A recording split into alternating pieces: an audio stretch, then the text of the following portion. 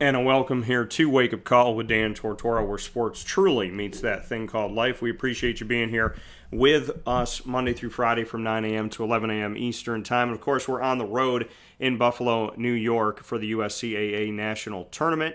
And we appreciate you being here with us for our coverage and all of our exclusives here inside of the Great Lakes Honda City Studios. It is a Wednesday, which means it is Dolphin time to start off the show. And last week was Giving Day. And I was monitoring that. Immediately, people got involved in Giving Day right at midnight. I was watching to see the people come in, the donors come in, the amount of money that they were willing to give. An amazing, in my opinion, an amazing Giving Day and an amazing connection to the community and to the greater Finn family. And so as we saw that and as we stepped forward, going into Giving Day, I spoke with Phil Brown, your Assistant VP of Intercollegiate Athletics and Campus Recreation at Moyne College, and this is his first Giving Day at Moyne. So we had an opportunity to break things down with Jeremiah Marr, Director of Philanthropy with Moyne, and going into it, kind of speaking on the why. And now coming out of it, to give a recap, Phil will be here with me live, picture-in-picture momentarily. Then we're going to speak on the NCAA automatic bids. As you know, Wake Up Call has our own bracket challenge, and we do that nationwide. So we have the opportunity to tell you who is in as of last night, and then we'll have our Binghamton special with EIWA Champion Brevin Cassella in the wrestling world. So with that being said, and without further ado, picture-in-picture with me is Mr. Phil Brown. Phil, how are we doing this morning? Doing well. How are you, Dan? I'm doing well. And Phil, I mean, for you, with everything we talked about going into it and all of the different pieces and the elements of what Giving Day is, how do you feel coming out of it? Do you feel like there were points of emphasis that you had hopes for that you feel like were hit? Oh, I feel incredibly blessed by the Finn faithful. Uh, Doubled last year's total. Hit every measurable that we were looking for the most part. Not all of our teams hit the donor goals, but the results were still there, and couldn't be more pleased for my first Giving Day here at Moyne. And like you said, I mean, I know one of the things was 1,200 donors when it came to athletics, the Dolphin Athletic Association. And I know that you hit that number, well surpassed that number. When I looked at the number, it was at like 1,458 at the time. So just what you could say to that, the volume, the fact that the goal was to make sure that you had 1,200, that was the number you wanted. First and foremost, why did you pick that number? Why was that number kind of the goal? And just what it meant for the entire athletic department to surpass that goal by the hundreds after the fact. Sure. So update to that. Final numbers, final tallies. 137% of goal reached, 1,651 donors. So that's kudos to our development and folks in advancement. They crushed it. They got the message out. Thankful for everyone who was part of that team. The goal was simple. It was 25% more than last year. You build off of what you know, and you chase, aspirational goals. And that's just how we came up with those numbers. And, working with coaches who are generally, they want to win, they want to hit the measurables. You give them a goal and then they go after it. And that's really what happened for us. And for you to, I mean, have come on, I mean, officially January 1st, you start in this role, but obviously you'd been working well in advance of that, and this being your first Giving Day, like you said, you give the goal to these coaches and then you see them come through with it. Having to build fast relationships, right? Fast connections. What can you say to that effort, right? That you've had a minimal amount of time between when you were told, like, you're going to have this job, you're going to be our new leader in athletics, and then having Giving Day. That's a short window that you had. What did you do with that window to build relationships right away? I think it was just clear lines of communication, being open, being transparent, trying to establish kind of the Division I expectations from the first day. After the press conference, I had a quick meeting with the staff, and I think I ended it with saying something to the effect of, "Congratulations, you're now all fundraisers." Just setting the tone that is an expectation at the Division I level, and then communicating that out. I send an internal note just about every Friday that, has some sort of maybe inspirational message or just kind of things that have happened during the week to update the staff. And through that process, just continuing to be very clear that, philanthropy is a goal. We collectively as an athletic department need to be establishing the relationships and rebuilding some that may have fallen to the wayside. So again, it's just clear lines of communication, talking to everybody that I can internally to make sure that, they have the relationships. They just needed to go out and pursue them. For me, I had to build relationships internally first to get that level of trust that if we do this, it will work. And I think it shows it. I think it paid off. And then on the other side, open lines of communication with our advancement team. We have a weekly meeting with them to just make sure that we're all on the same page and carrying the same, positive message about what Division I Dolphin athletics looks like. And that's just the best way to do it. I mean, relationships are built on, honesty and trust and talking to people. And I think it's paying off here. Yeah, and like you said, building, relationships are built on honesty and trust. When you said at the end of that conversation, like you said, when you met with the coaches, you said, congratulations, like you're all living in this world now. You're all in this world of fundraising. What was the reaction? Did you get a sense for the room when you said, congratulations, you're all fundraisers now? Positive. And I've said it repeatedly. Everybody asks how's it going. I inherited a really great group of people. I think they all see the destination. Just needed a little bit of help to organize the process to get to Division One. Very receptive group. I haven't had any real trouble with anybody not understanding kind of the difference between Division Two and Division One. The old life and balance is great. I started my career in Division Two with life and balance, but Division One is pushing. And the great thing about coaches and folks who work in athletics is really that moxie just to win. They want to win, and that translates really well into all aspects of what we do. No pushback, just accepting of, okay, this is just a new thing that I need to add to my arsenal. I'm a coach and a fundraiser. I'm an administrator and a fundraiser. Both and is a big message that I send quite regularly.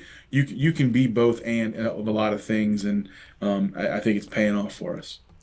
Yeah, and here, as we're here this morning in this AD&DT with Phil Brown inside of our exclusive multimedia marketing partnership with Moyne College of 3.5+ years, and first giving day that I get to speak with Phil on, our Assistant VP of Intercollegiate Athletics and Campus Recreation, and reflecting on this giving day. You have had a history in this, and when you and I did our conversations going into you accepting this job, there is a history of you being a part of fundraising.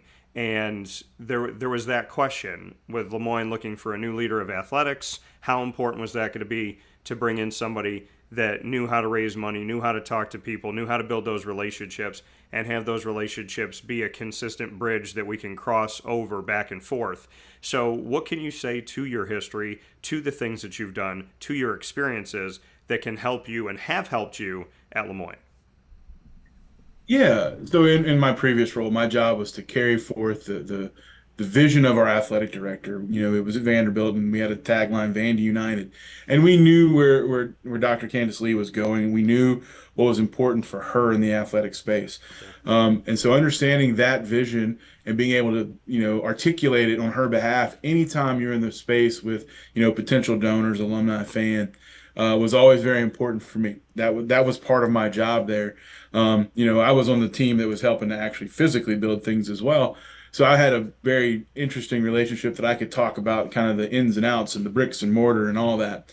I learned a lot through that process. It's more about, making friends than it is sometimes about making the ask. And once you have a friend of the department and they see what the vision is, then I think it's easy for them to buy in and want to be part of helping. And that's really, I think, what I took away from my previous experience was, making friends in the space and helping people to understand ultimately what is the vision. And our vision right now is being a great Division I athletic department here with the Dolphins, and I'm trying to make sure that the friends that I'm making here are seeing and hearing that vision, and that's really the carryover is continuing to do some friends raising, as we'll call it, making friends for the department, people who understand the importance of the mission of the student athlete and how forward focused they need to be. You know, I love talking to you, Dan, but I'd rather you talk to the student athletes. They're what we do here. That's what's important. And so making sure that the community understands that's what's important going forward is always how I'm going to approach this.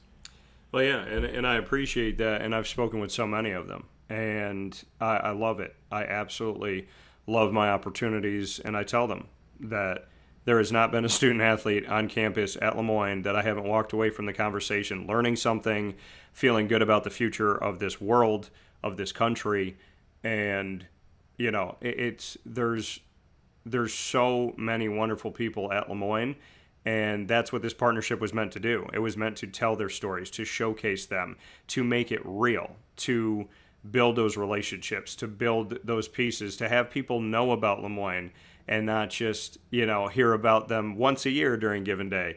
Or, you know, if a team's doing really well, be like, oh, I should go to the game because they're 12-0. But to really get to know a soccer player who's 0-3 or 3-0-1 or 5-0 or whatever it may be, to know who they are and why they are, and to know those stories. And to that effect of the student athlete, to have a giving day the way that you had it and see people get involved the way that they did. What did you like about the student athlete aspect? Because going into it, you said, we got some things, we got some ideas, we got some stuff that we're not going to let out of the tank. Now that people have seen it, what can you say to the student athlete element of giving day? I think I need to thank them, first of all. They were an integral part. They carried the message. They told their own stories. They impacted the thought process of potential donors by being involved, talking about the things they need to be successful. And then, you know, we threw some prizes at them. If they hit some goals, you know, they got to go to the exclusive swag shop. I haven't seen anything they bought yet, but hopefully those top five kids are going to enjoy, you know, some special Nike gear with our BSN relationship. So they're an important part. They're storytellers just like everyone else. Yeah. And I think their story is more impactful. You know, I can tout my degrees, but when a student athlete is talking about the process to get their degree, and if you're a former Dolphin, you go back to your time in the classroom and your professors and the joy you had, and it really helps you to understand that you're not giving solely to athletics, you're giving to the academic experience as well. All of my student athletes are first and foremost students, and so any gift that you give impacts, you know, their ability to get that degree, become part of the Dolphin family later on, and be part of that network that is so special. Part of that network that, quite frankly, brought me here. I haven't met a Dolphin yet that wasn't just incredibly grateful and thankful for their experience on this campus. Yeah, and like you said, you wanted to thank them. We talked about the swag, the exclusive merchandise for Le Moyne. I want to know why I don't have that email sent to me yet. But to go. Well, maybe next year we'll establish you some goals, Dan.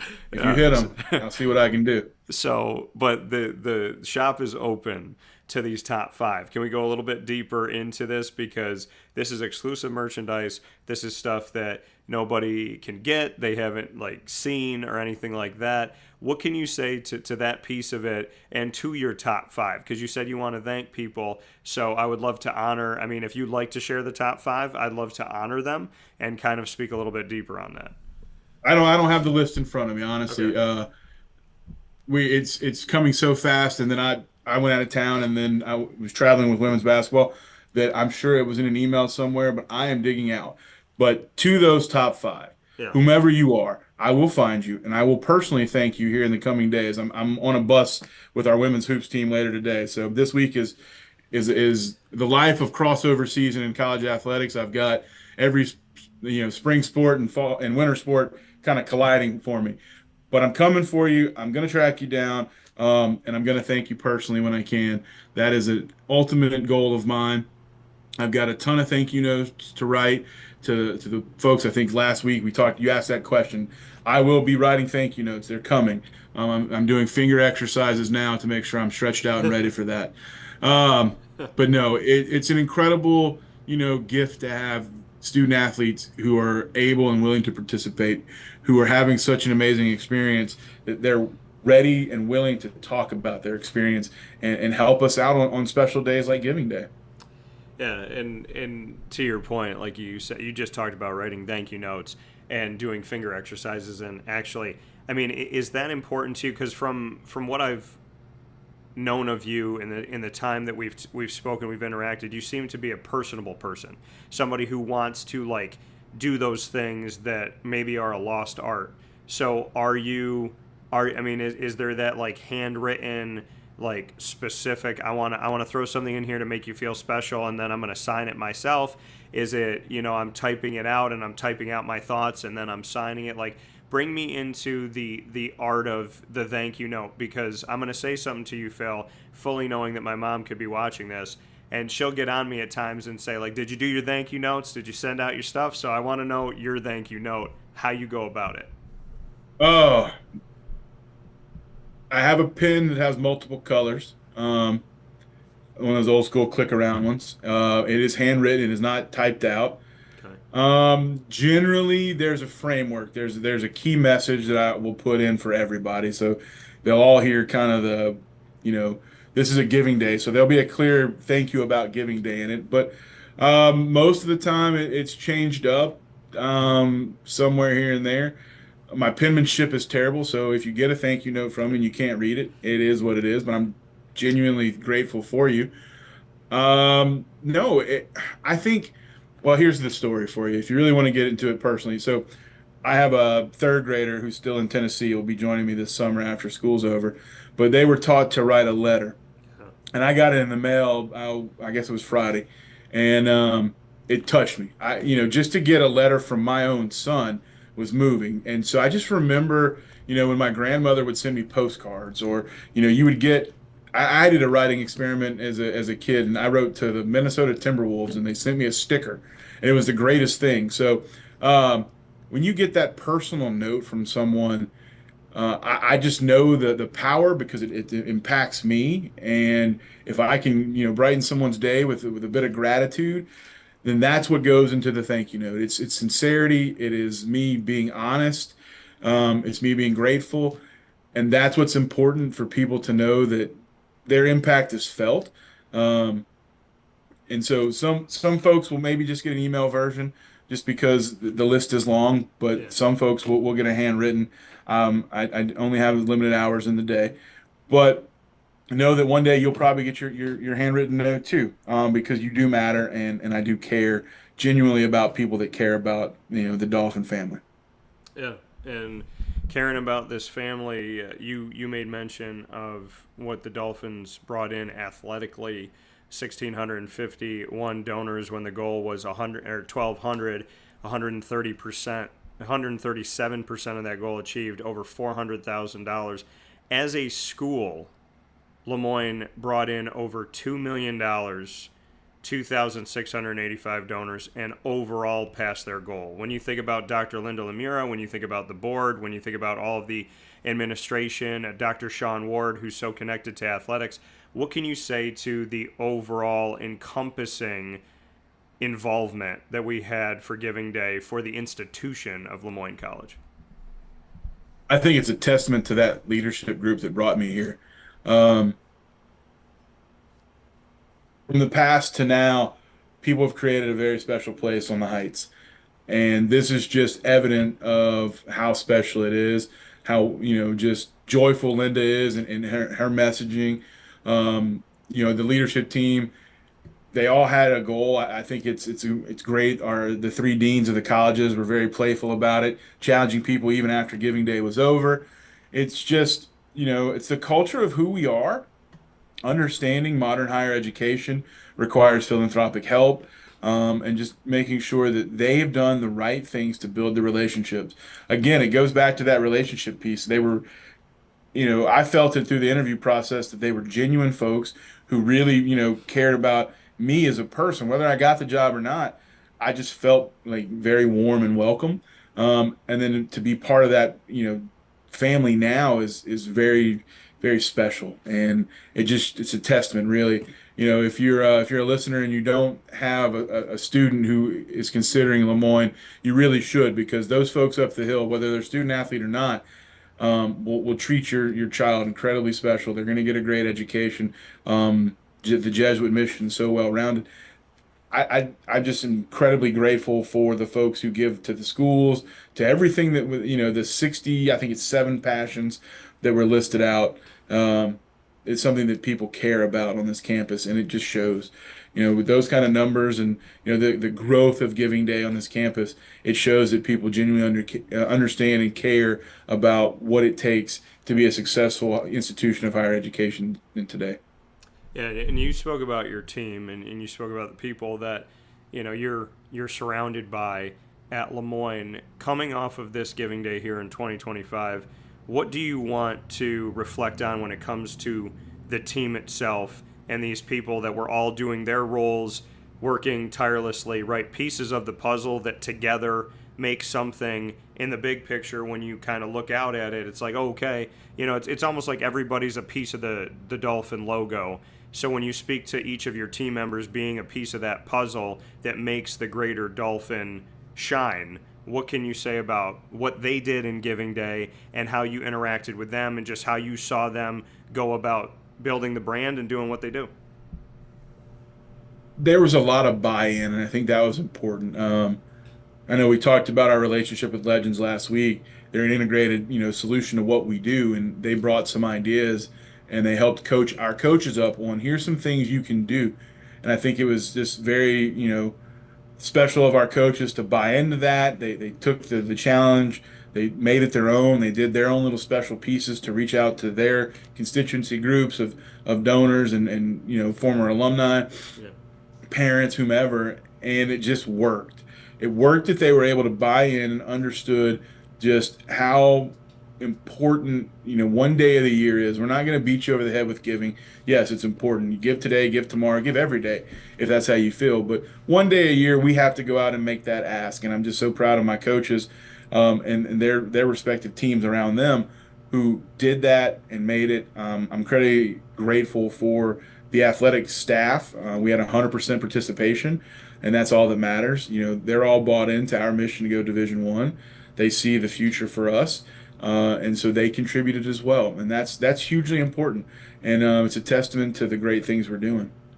And we look at the different things that people could donate to when it comes to athletics, individual teams, but they could also give to the athletics general fund. You could give to the scholarship fund. Just what those elements and those pieces mean. The general fund, which, as I've understood it over the years, gives you a pool there that you can put where you want to put it, right? This Dolphin needs this, that Dolphin needs that. So that general fund being an open source of where do we want to delegate this. And then to the athletic scholarship, right? And making sure that the student athlete is directly affected by that. So just what you can say to those two elements. Yeah, so we have to understand that a lot of Giving Day is focused on operational needs, and that's what the general fund is about annually. How can we do these special things within the department? So we use the general fund to support where we need. The athletic scholarship fund on Giving Day is really focused on the here and now. So where can we supplement some athletic grant and aid where it's needed in the course of the year? There are some capital elements in this. I think if you looked at the list, there was the ability to give to our facilities projects that we're doing. But primarily, Giving Day has a lot of focus on the annual giving. That is the operational piece that helps support directly our budgets and allows us to travel a little bit better, allows us to have a little bit better like warm-up suits and shooting shirts. So those are the things that are important for us to make sure the experience is really good for our student athlete, and that's why it's important to give to the annual fund. On the other side of it, there are the capital pieces. So we are working on our project. You can give to the endowment to support the Dolphins forever. And that's really where a lot of our financial aid comes from, is through the endowment. All of it's important. All of it builds up and allows us to have the budget we need to annually compete at the Division I level and ultimately get to a place where, when we're allowed, win some championships. Our women's hoops team plays tomorrow night. They can win the NEC, and then in a few years, hopefully, win the NEC and find themselves in the NCAA championship to be able to compete at the highest level with the bigger schools. We do that. We get there through gifts, and that's why general fund matters. It helps me to make some discretionary decisions on where we're short, and we can, potentially, fix some shortfalls in other spaces. And then the aid piece is really important in my mind because what we're doing is graduating well-rounded people, and that financial aid allows a lot of students to go to college that maybe would not have that opportunity otherwise. They use their athletic ability to achieve their academic goals. Yeah, and like you said, all these different elements kind of giving to each other, and you led into something that I'm thinking about is showing people where it goes immediately, right? Making it tangible, these donations tangible, because there are so many things happening at Moyne. There's that main major project of the events and rec center and having tennis courts on campus and a track on campus. And then, like you said, there's going to the game and seeing fresh warm-up shirts and different things that you could do and that element of it. So just for you as the leader to really be that bridge and show, like, hey, when you give on giving day or you give at any point during the year, like, we want to make that tangible to you. We want you to come onto campus, and yeah, some things are going to take some time, but we want you to see like where it's going and how you're helping, just how important that is for you to have that connection where somebody can be on campus and go like, wow, I gave to this and I came back here 4 months later, a year later, and I can see that there's something to this. Yeah, that's part of our job as storytellers as well. It's why I get to be on programs like yours. It's my way of making sure that people understand the direct impact every day. The capital projects will come. We're doing our piece to work with architects to design that. So you're right. There will be tangible, visible evidence in the very near future, I hope, about what we're doing on that side. But again, the annual piece is, just seeing the joy that our student athletes have sometimes comes from the ability to travel a little bit nicer, to again, have a great piece of gear that they're wearing to look like, other student athletes at other bigger schools. There's little things that matter, and to I will call the average fan, they may not know just how expensive some of these things can become, but it matters to the student athlete. It helps them to want to be a Dolphin. It helps to retain Dolphins. Ultimately, my job is to get a degree in someone's hand, and I'd prefer to say Moyne on it than anywhere else right now. So that's how I keep them engaged, keep them wanting to come back, is making sure that their experience is the best it can be. And for you, Phil, coming into a school that is in the middle of transition, right? Is going through this NCAA Division II to Division I. So you have a capital project going on. You have different things that you're trying to do, like you said, that could show tangible things more immediately. Then there's the long term. Then there's the transition. All of that going on and challenging you, just what that experience has been like over these last few months to step into a place where you are living in a rare world. There's realignment going on all over the country, but when it comes to reclassification with realignment, there's a whole nother element to that. So just what that experience has been like for you in these last few months at Moyne. Like you said, it's all about telling the story, and it's all about showing people who we are. Well, as Moyne continues to define what that is, and in this new space and in this bigger ocean that they're swimming in, so to speak, just what that experience has been like for you. Yeah, a little bit of it is the education piece. I came from the Division I world, and I've been in Division II, so I know the gap, I know the difference. Um, so I think a big piece of the experience for me is to ask others on campus, what does the Moyne Division I experience look like? Help me to define that in the future when we're there. How are we going to represent ourselves? How are we going to be different, but yet competitive? That's the first piece. I think the rest is just making sure that we're doing all the things that we're required to do in an organization, and I'm talking about the NCAA, where the rules are ever changing. We spend a lot of time figuring out what it is we're supposed to be doing, um, and then the rules will change. It's a moving target some days. There is the 3-year opportunity. We are investigating it. We're not to our point where we have to select to opt in yet, so we haven't fully made that decision. But it's a moving target. When you change the rules in the middle of a reclassification period, you have to make sure that you have a great team around you. And I do, with Tim Fenton and others who are keeping the eyes on the prize, making sure that we have the data we need to make the right decision. That's probably been the biggest focus in that reclassification is understanding what the rules for us look like. And they've moved since December a couple of times. And then helping you know, the donors and decision makers around that understand what it is we need from a resource standpoint to hit these new benchmarks. It is a very big element of what's been going on right now. Yeah, and Phil, you spoke about the 3-year, right? The chance of that being a potential possibility. To the NEC, they had you have to wait 2 years in our championships, 4 years in the NCAA. They did away with that for Lemoyne, and they said, "Hey, you can compete right away."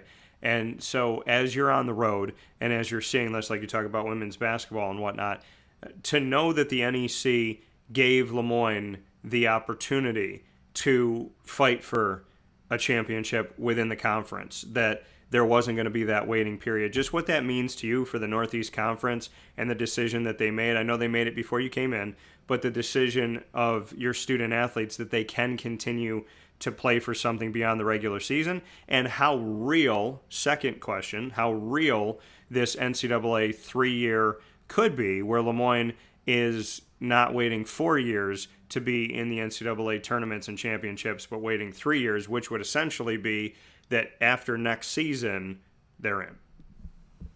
Yeah, so the first part, I'm grateful.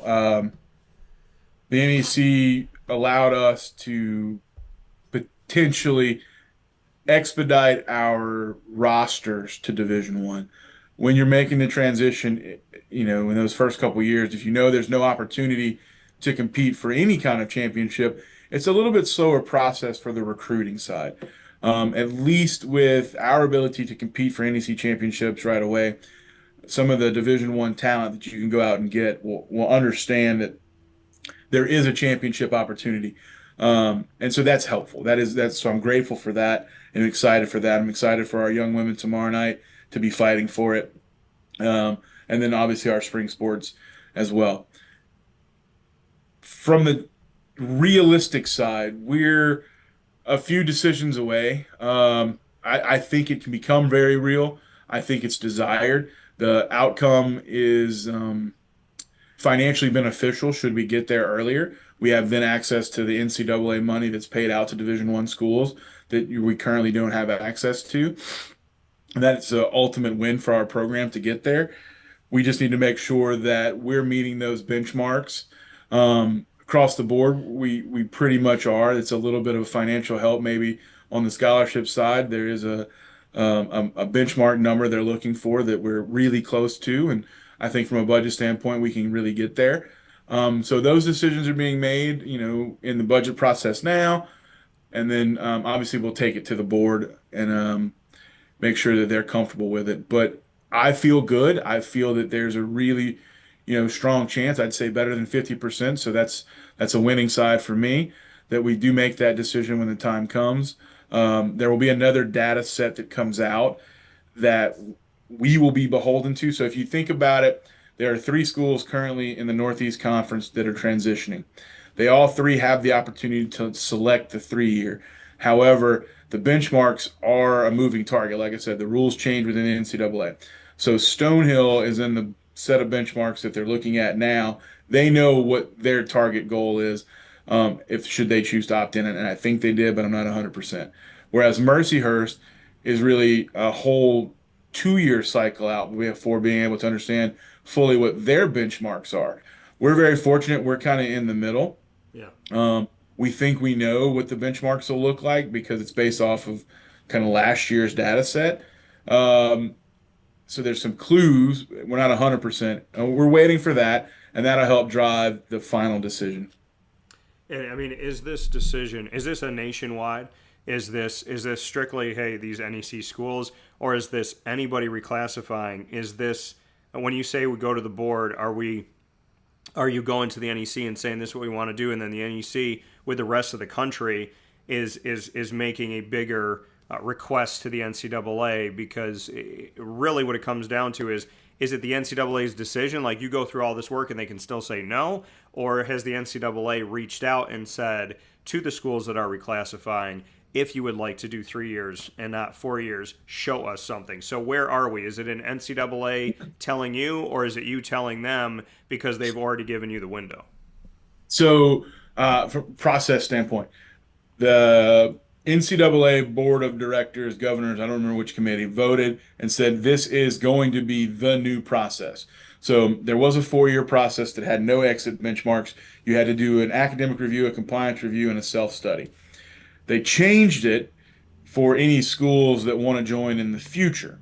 So they're in this 3-year process, same academic compliance and a self-study, but they added some exit benchmarks in the future. There's also some entry benchmarks that I'm not as familiar with because it didn't apply to us. We'd already been accepted by the NEC to make the process. So haven't really studied those, can't speak very well to them.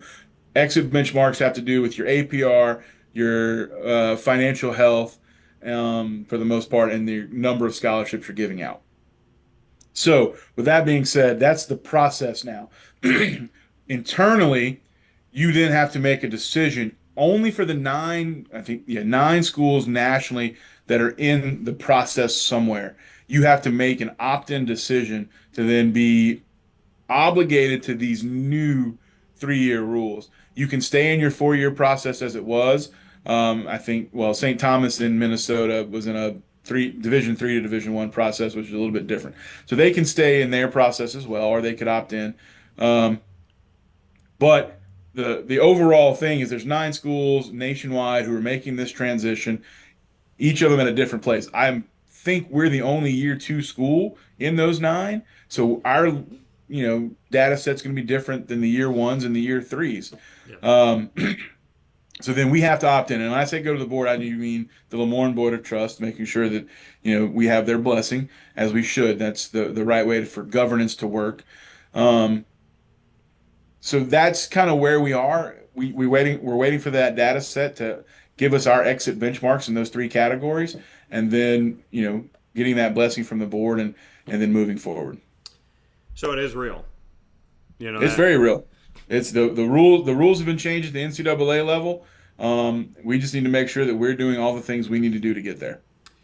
And for you, like you said, there's the monetary benefit of making a decision like that, and things that open up when it comes to money from the NCAA. What other benefits do you see beyond the ones that are clear, which is monetarily and the opportunity to play for championships? What other pieces do you see as beneficial to be a 3-year transition, 3-year reclassification as opposed to a 4-year? Well, you mentioned it, and I don't have the magic 8 ball. I don't know what NCAA conference realignment looks like. All I know is we're a member of the NEC, and we're going to compete for NEC championships. But as we've watched over the last decade that I've been in Division I, you don't know who's in what conference in the near future. So if there's additional realignment, if there's changes nationally that are outside of our control, being a full Division I member gives us the flexibility to make decisions and not have decisions made for us. So that's probably the biggest benefit to getting there faster, is making sure that we're full Division I member. If conference realignment starts to happen, we can put our name out there and say, hey, profile-wise, we're like you. We want to be part of your conference instead of waiting to be, kind of the leftover and picked up as a transitioning school. I don't know what happens in, there's lots of great conferences here in the Northeast. There's NEC, A10, MAAC. Anything could happen to any number of schools. We just want to make sure that we're prepared and put our best foot forward to be a desirable conference mate should anything happen. that's kind of where I'm thinking about it. There are lots of other great things about being a full Division One member. Um, the obvious is exposure. We're getting that now. We played at Notre Dame, we played at UConn in men's hoops, but the additional exposure that comes from the rest of our sports, having access to championships, having access to being seen on ESPN. Every time that Lemoyne name pops up, it's additional eyes looking at the school, potentially becoming student athletes. So it's just exposure that really comes with it. Yeah, and like you said, being in control and having that opportunity to go out and be advantageous and to be the ones that can start the conversation, the ones that can show who you are, why you are, and then have the ability to make the decision. So is the world kind of open for Lemoyne in that respect? I mean, you're in the NEC, you're in this reclassification, but do you envision this as kind of big picture, hey, down the road we could be somewhere else. We could be doing this. We could be adding this. We could be, I mean, it seems like to me you're leaving all cards on the table at this point. As a not full member of NCAA Division One, it behooves us not to limit ourselves. We need to be thinking very open-minded. We need to be thinking what is best for Lemoyne, the institution, not just Lemoyne athletics. And so if it helps with enrollment numbers to add a sport, I'm open to adding a sport. Um, we would have to do a lot of due diligence and research. We don't have any of that done, but why close it off? I don't see any benefit to being closed-minded. We're absolutely not doing something. I think in this modern space with the House case potentially being settled on April 7th, what does collegiate athletics look like? What is our space in that? Being open to being receptive on whatever we land, whatever it looks like, we just need to be prepared for that. Coming from Phil Brown, the Assistant VP of Intercollegiate Athletics and Campus Rec at Lemoyne, speaking on the big picture and reflecting on Giving Day 2025. Phil, you get the final word, just what you would like to say this morning as a message out there for Lemoyne College coming off of a very successful Giving Day. One final thank you. Whether you gave to athletics, whether you gave to the college, whether you considered giving, just thank you. Thank you for thinking about us. Thank you for being part of the Dolphin family. I think that's the most important message for me right now is just be grateful for all of these folks. You know, we met all of our goals from a number standpoint on people. Um, and it matters. It really does. It makes me feel just special to know that all of those people care about us. We're not a very old institution. We're not a very big institution, and to have that many people who know about us and care about us and are willing to support us, I'm just grateful, and I'm so thankful for each and every one of you. Keep us in mind. Come out and see us. The spring sports are rocking. We had a really nice crowd yesterday for men's lacrosse against Hobart. If you're in the Easton, Mass area tomorrow night, women's hoops, come out, cheer for them. They had a great performance against St. Francis to keep us going in the NEC tournament. We'd love your support tomorrow if you're in the area. And again, just grateful for everyone. Thank you so much. That coming from Phil Brown in this edition of AD and DT in our exclusive multimedia marketing partnership with Lemoyne College. Phil, as always, I appreciate the time. Congratulations to you, the coaches, the student athletes, the team, the administration, the board, to President Dr. Linda Lemura, and everyone in the Finn family for a very successful and very involved. I know that that's what you wanted. You wanted people interacting and getting involved and being together, and we got that from this Giving Day. So I want to say thank you back to you and to the entire team at Lemoyne, and congratulations on everything that occurred on Giving Day, and that is just a taste of what we're going to have moving forward. Absolutely. Thanks. Have a good one. Okay, take care. That coming once again from Phil Brown here on Wake Up Call with Dan Tortora, where sports truly meets that thing called life. I appreciate you being here, spending time with us. Of course, I am in a trip across the country. Great Lakes, Honda City, in my opinion, is the place to go to. And like you know me, and we talk about here, I put my money where my mouth is. I don't just say, oh, we work with these people and that's our partnership, and I'm going to tell you that you got to do this and you got to do that and you got to call them. That's where I get my vehicles, right? When you look at the list of wonderful companies that we have here, when you look at the Brooklyn Pickle, as well as all of our partners in Central and Upstate New York, These are places that I support, places that I go to. I'm here on the road with the Bobcats right now. I got a special coming up with the Bearcats in a moment. You just heard from the Dolphins. You know, this is a very tangible, real family that I have here at Wake Up Call with Dan Tortora. And when it comes to protecting your family, Great Lakes Honda City is where I would go and where I would choose my vehicle. No matter how big your family is and no matter what your job or your travel looks like, Great Lakes Honda City down the street or across the country is the vehicle to drive. Whatever that vehicle may be, whatever size it is for your family, head to Great Lakes Honda City on 7140 Henry Clay Boulevard today. Let them know the DT sent you, and we appreciate that.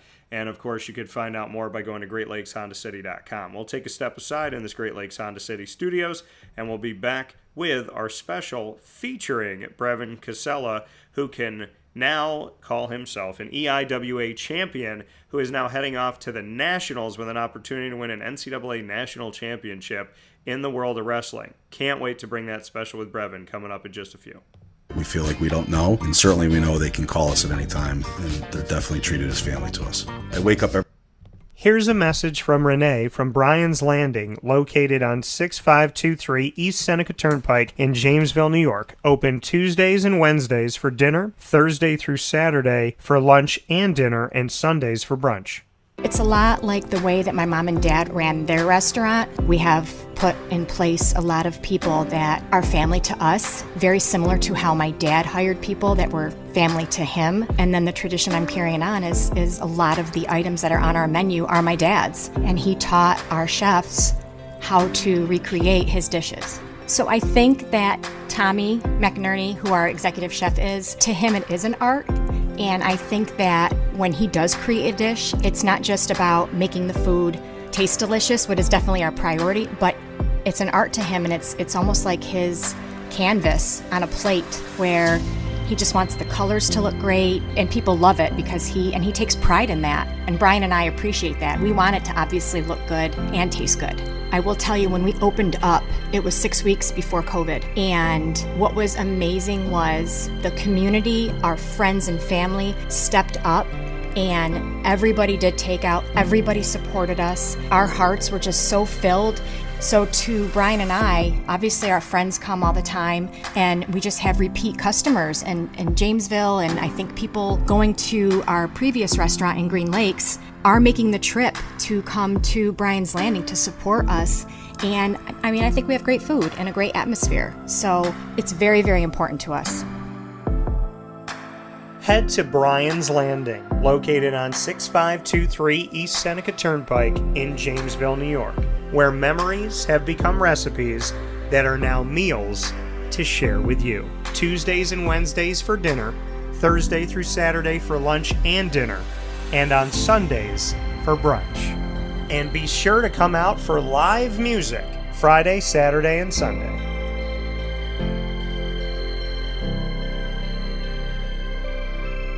Here is a special message from Brian Bruno, owner of Servomation Refreshments Incorporated. I grew up in the family business. I had the experience of working for a national food service company with thousands of employees, and as much as I enjoyed the experience I had, there was something about owning my own company and being able to change the things I saw wrong with the industry firsthand, which is why I moved back to my hometown in Canastota, New York, to launch Servomation. It was back in 2007. When we first started the business in 2007, really you didn't find any machines with credit card readers. There was a lack of variety in machines. You got stuck with basically whatever the vending company wanted to sell that day. There was a lot of inefficiencies in the business, and those were all things that we saw as opportunities, both from a customer level to improve and from an operating level to be more efficient. We've really been at the forefront of introducing retail technology into our space. We were doing self-checkout back in 2009 before it really became a national phenomenon. The whole point of it isn't to just improve the customer experience. It's to make it feel more like a retail environment where people don't have to be afraid of what they're buying behind glass. They don't have to be afraid of not being able to see the ingredients of the packages. It was an easy transaction from that standpoint. If we were to reinvent something, we wanted to make sure what we were making looked and felt more like a deli and not like something that you would traditionally see in a vending machine. I was tired of hearing for years the customers say the wheel of death because the vending machine would circle around with the same tuna salad in it. What we wanted to do was it really changed the perception of that food. So allowing customers to touch it, allowing customers to feel the weight of it, allowing customers to see the freshness of it, and also the variety of it really helps them change the perception and ultimately the value of what we bring to them. The point of differentiation you have to make is either in value or the quality. And I think on both of those fronts, Servamation has really, in large part, changed that value system for employees. So they no longer have to worry about bringing their food from home or having to leave their desk during the day and rush out to get back in time for their break to end. We're bringing something that they can count on in their break room every day, and they know it's going to be there, they know it's going to be fresh, and they don't have to worry about it being sold out or something that they don't enjoy. We've also heavily invested in flavored water machine, so you can get a glass of water with a fresh piece of fruit in it, along with bean to cup coffee machine. So there's not a day that goes by we're not surprised when we get customers that call us and say, we didn't know you could do all this. We're really lucky to have a strong group of dedicated employees. Most of our employees have been with us since inception. They're family to us, and people like doing business with people they like and trust. And I think the same thing goes for employees. And in a day and an age where there's a lot of corporations that just look at an employee as a number and don't get to know them, that's just not the way I was raised or how I like to do business. So we're a little old-fashioned. We like getting close to our employees. We like knowing how we can help them. We like knowing how we can improve their lives, adjust their schedules, whatever it may be to help improve their quality of life. And we think in the end that makes for a happier employee. We're fortunate enough to have really grown over the last several years, and from Pennsylvania to Massachusetts to Connecticut, we really do have a strong connection, even though we're not in the rooms every day with these employees. There's not one single employee that we feel like we don't know, and certainly we know they can call us at any time, and they're definitely treated as family to us. I wake up every single day really excited to surprise our customers in a good way. The one thing I can tell you is I think that every one of our employees and every one of our customers will continue to be at the forefront of every decision we make. Find out how Servomation can help you and your business by going to servomation.com.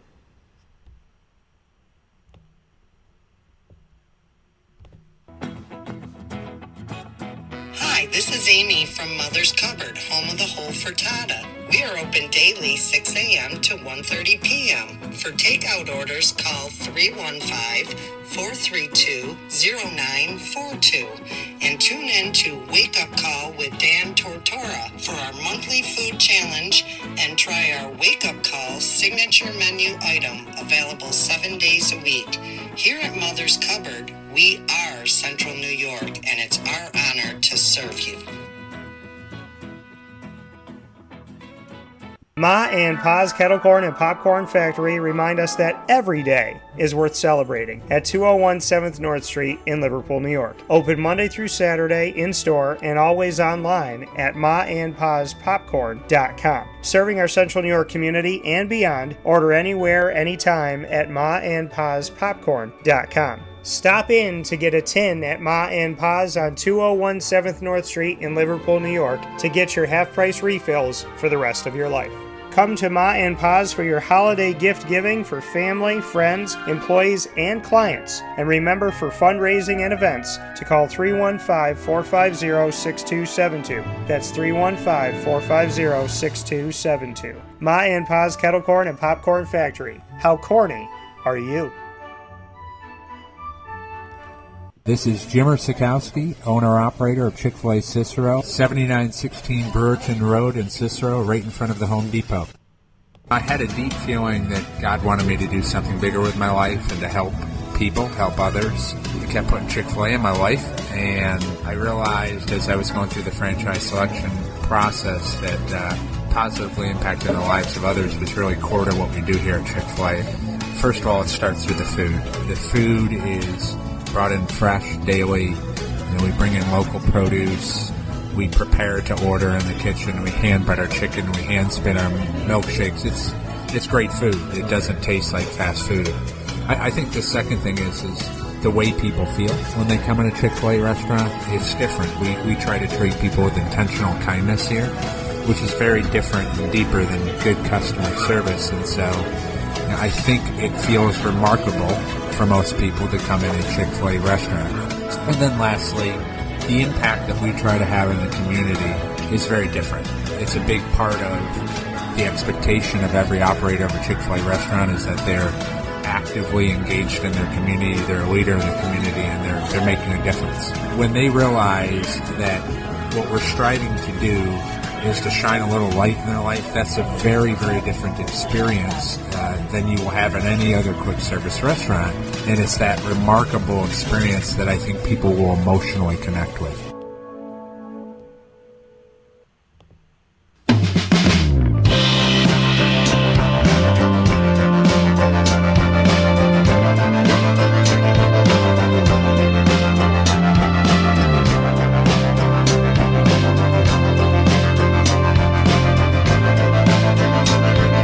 Welcome here to a very special edition of the Bearcat Break Room. I am here with a champion. Brevin Cassella is here with me from Binghamton Bearcats Wrestling, and I am so happy to bring him in as Wake Up Call is on the road, running around. We had to take some time away for this Bearcat Break Room to put a spotlight where it should be on this wrestling program in general, which has been tremendous for Binghamton, and of course on Brevin's career. Brevin, how are we doing? I'm doing good. Just feeling good. Just finished up a long weekend, so yeah, feeling pretty good. EIWA Champion, has it sunk into you yet? Yeah, it was it was cool to celebrate the past 2 days, but I'm trying not to hold on to it too much just because we got a big couple of weeks coming up. So yeah. Now, just bring me into the event and just being there, being in the moment. Paint a picture for people that are watching and listening.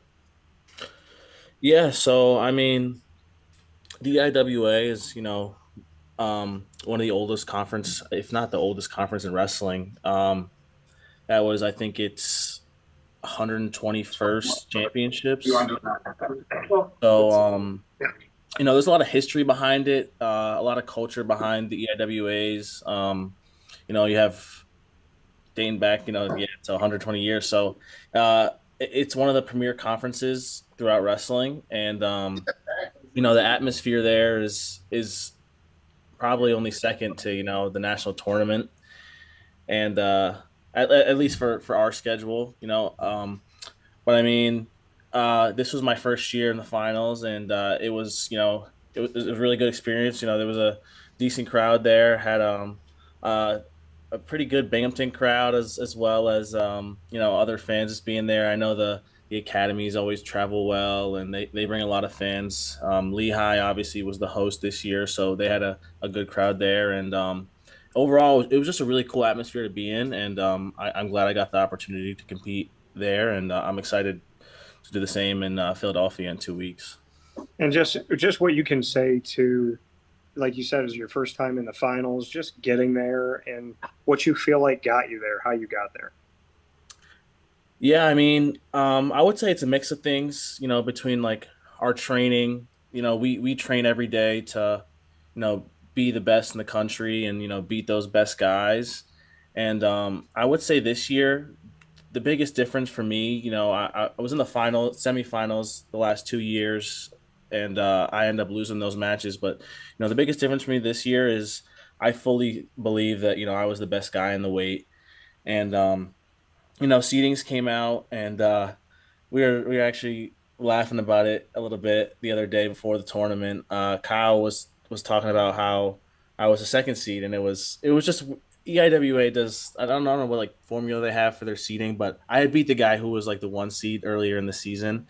So, we were laughing about it and everything, and it would have been a little bit tougher of a path for me just because, I would have had to go through two top 15 guys in the country to win the tournament. But it was exciting because, it was another challenge, and I fully believe that I was the best guy in the weight class. And, that was just the confidence I took into the tournament. I think that's what really helped me this weekend. So, yeah. Yeah, and I mean, to have this moment for you, for your team, for Binghamton, have you felt the weight of that? Has that hit you yet? I mean, to be a champion and to do it in the EIWA, like you said, just the longevity, the history of this conference, to have the military academies, like just there's so much that goes into the EIWA. Has it hit you that you're going to be etched in the history of not just Binghamton, but in this?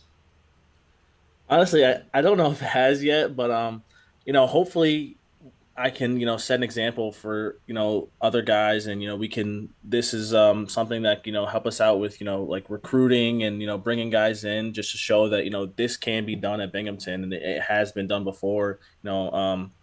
Obviously we've had previous champions, but you know, staying current, I mean that it just helps.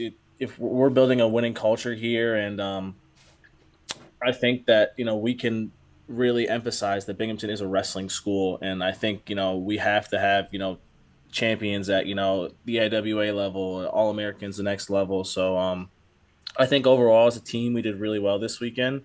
We had a group of guys that was tough and wrestled really well, and we're hoping to get a couple more bids for the national tournament coming up. But Corey wrestled great too, so that's a testament to him. And I think that we really are trying to do a good job at trying to grow our program, and hopefully solidify ourselves as that top tier wrestling school. And just how close you feel like Binghamton is to that, or if you feel like you're already there, that you can call BU a wrestling school. Yeah. I think, you have to, as a team, you fully have to believe it first before anyone else does to be there. So I know what, this team has, and, Kyle's talked about it too. He says he thinks this is the best team that we've ever had. And, I fully believe that too. I know we have a great group of guys, from top to bottom of the weight class, starting from going from Carson all the way up to Corey. And, it's just about proving to everyone else that we're a top tier school. I already think that we are, and I think that's just gonna have to come with um just again, yeah, proving that to other people. And so few people can call themselves in this world of any sport a champion. Thinking back to young Brevin wrestling, thinking, I can do this. I might be able to be somebody someday. You're just out there messing around with your cousins or your friends or whatever, and take somebody down, and you're like, yeah, I can do this. To go back to young Brevin, what would you want to say to him right now that you're a champion? Um, it's honestly been a full circle moment because, as a kid, I don't think I would have ever thought that, anything like this was possible. I'd always loved wrestling, and I always, had been really good at it, or at least for, where I was at the time. But if I was just to go back and tell him something now, is just, just enjoy every single moment. I'm coming up on my last couple of weeks, so just enjoy every single, moment you get, whether it's, running a couple more sprints in practice, or, cutting weight, or, just hanging around the locker room with the guys, something like that, traveling with the team, coaches. Just cherish every moment, and, don't take anything for granted. And like you said, you got a couple more weeks, but speak on Philadelphia, what the next step is, what comes after being an EIWA champion. Yeah, so I think winning that tournament definitely helps me put myself in a good spot in Philly. And the next step is, what we've been working on, since I got here, just being a national champ. And that's been my goal for, the last 4 to 5 years. And I think this year I fully believe that I can be a national champ. So that's my goal. And I know that's also Corey's goal for this year's, just get on top of that podium in Philly. And you and Corey, just what the dynamic has been like between the two of you, how you push each other. You're both incredible at this sport. You're pioneers and beacons of hope for the future, beacons of this program, lights in the dark, so to speak. There's so much going on in collegiate athletics, but you and Corey both have a place in Binghamton to make an impact. You have. How has that dynamic been between the two of you, and how do you make an impact? Yeah, I think it's great because I think and honestly is made us a lot closer. Like Corey is like, one of my best friends, and he'll be like one of my best friends for the rest of my life. So I think getting to just set that example for other guys has definitely helped us grow as individuals. And you know it's hard to figure out exactly, but I know it's just going to some of these tournaments. Just it makes you like a lot closer with these guys, and we're holding each other accountable in the room every day. So I'm really proud of Corey. I know I feel like he would say the same, but yeah, I mean it's been great with him the last couple of years, and I'm excited to do it one more time with Corey. And to do this one more time, just what you guys have spoken about with this, knowing that you have one more run, one more opportunity, potentially call yourselves national champions. The fact that you're not doing it alone, what's it like to have a fellow Bearcat with you? It definitely makes it a lot easier just because it's not all that, not necessarily pressure, but I mean I guess a little bit maybe that you just put on yourself, knowing that another guy like who is doing the same thing as you, like one of your best friends is going through the same thing as you. He's experiencing the same thing. Like he knows, he's been there before too, so like he knows, like he's won matches there, experienced guy. He knows how to win, and he knows what it's like to be there. So I think it definitely helps, and it definitely helps just having familiar faces there, and someone to look over to if you just need like a pygmy up there. Say call, doesn't go your way, you see him just cheering you on in the stands or something like that. And I think it definitely helps having those guys there. I know the past couple years too, just being able to watch Louis and Jake, and even getting back to my first time qualifying, Joe Doyle, just being able to watch those guys compete, it definitely takes like a lot of that pressure on me. I know Kyle talks about in the room, those guys are doing it, so why can't I? And I hope that I can also, set that example for some of the younger guys on our team too. Grit, technique, and the element of surprise. Are you bringing anything else in your tool chest in this run for a national championship? Um, just confidence. I would say a lot of guys, it's towards the end of this year. You don't really want to change anything up. You got there for a reason.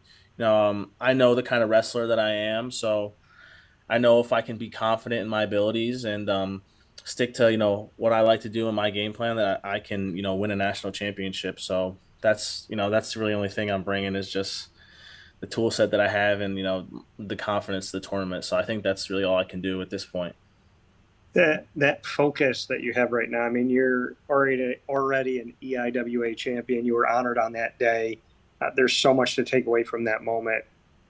How do you stay hungry? How do you stay focused? What is it that keeps you just locked in at all times? Because they talk about people resting on their laurels. Sometimes people lose focus. What keeps you focused? What keeps you locked? What keeps you saying like, yeah, this is great. This is a wonderful moment, but I got more work to do. Yeah. I think it's just setting my goals high. Obviously winning a national championship is not a very easy goal, and if you set your goals high, those other accomplishments will come, as you work your way up to that big one, or as you're striving for that end goal. And also, I'm just trying to emphasize right now, just really opening up and being the best wrestler that I can. So. Just trying to wrestle the best of my ability, and those accomplishments will also come as I'm doing that. So that's really what I've been trying to focus on. Well, to speak to a champion after speaking with you this season, Brevin, and having the opportunity to just get to know you, get to know your story, get to know your why, I have to say that this is really this is one of the reasons why I'm in the business, to get to see people that tell you what they hope for and what they enjoy and what they love, and then see them go after it and achieve it. So I want to say, for you and for everybody on the wrestling team, thank you for the work that y'all have done and for the way that you represent, and you really have brought it home. You've made it personal, and Yeah, thank you. I mean, you do like so much for us too. Like this definitely helps if we're you talked about before, like establishing ourselves as like a top tier wrestling school. Talking to you and just getting that exposure, it definitely helps us, and hopefully we'll have a bunch of guys on here soon too. absolutely. Well, I'm going to give you the last word, Brevin. What do you want to say to Bearcat Nation What's your final word? Just that there's a lot to be excited for with this program, and especially in the upcoming 2 weeks in Philly. I think there's a lot to be excited for there. But got a great group of guys, great coaching staff, and the fan base in Binghamton should be really really excited for that. Coming here from Brevin Cassella in this edition of the Bearcat Break Room from the Binghamton Bearcats Wrestling Program. It is an EIWA Championship and on toward the hopes of the National Championship. And if you've been around the story at all, if you've seen any of this, then you shouldn't be surprised that Brevin is here. The energy is here. I feel like I'm going to be talking to a national champion. I think I already am. So I'm looking forward to it, Brevin, and I'm in your corner. Thank you.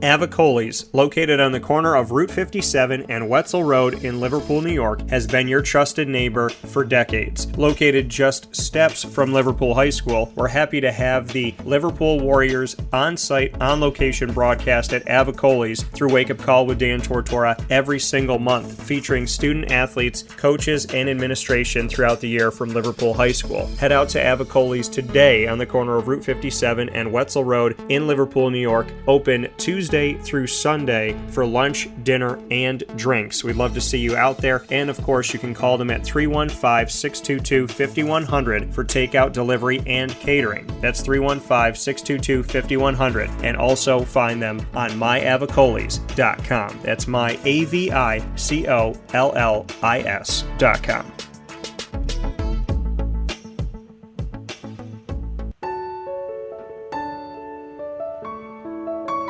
Having peace of mind when you're out of town that your furry-loving friend is safe and sound means taking them to Canine Campground, because we all know that when it comes to the love of our pets, it goes well beyond the call of duty to make sure they're safe and sound. Right, Lily? So take a ride to 242 Johnson Street in East Syracuse, New York, and see Canine Campground and where your dog will be staying in the classic cabin, the executive cabin, the grand cabin, or of course the luxury cabin, because if you know Lily, you know she loves luxury. Now you don't have to wait to the last minute to find a family member or a friend that'll take your dog for a few days. Call Canine Campground at 315-299-4013. That's 315-299-4013. Their drop-off and pickup times are Monday through Sunday. Check K9campground.com for more information. That's the letter K, the number 9, and campground spelled with a K.com. K9campground.com. When you're going out of town, bring your dog to Canine Campground.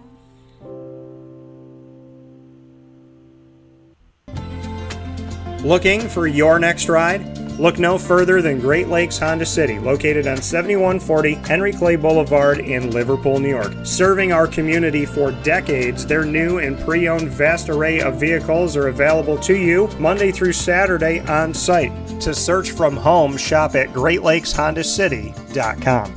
Call 315-365-5576 to set up an appointment. That's 315-365-5576 for Great Lakes Honda City, 7140 Henry Clay Boulevard in Liverpool, New York. Great cars, great people, Great Lakes.